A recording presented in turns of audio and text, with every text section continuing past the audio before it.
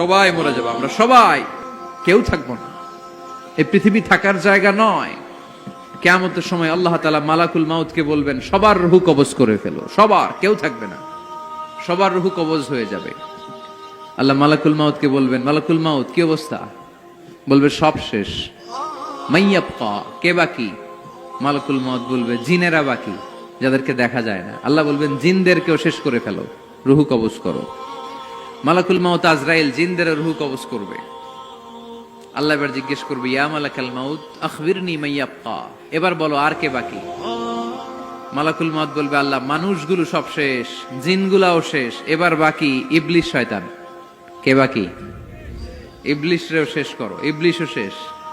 আল্লাহ আবার জিজ্ঞেস করবেন, ইয়া মালাকাল মাউতি মাইয়াবকা, আর কে বেঁচে আছে বলো। মালাকুল মাউত বলবে, আল্লাহ আপনার কথা অনুযায়ী পৃথিবীর সব মানুষের রূহ কবজ করলাম,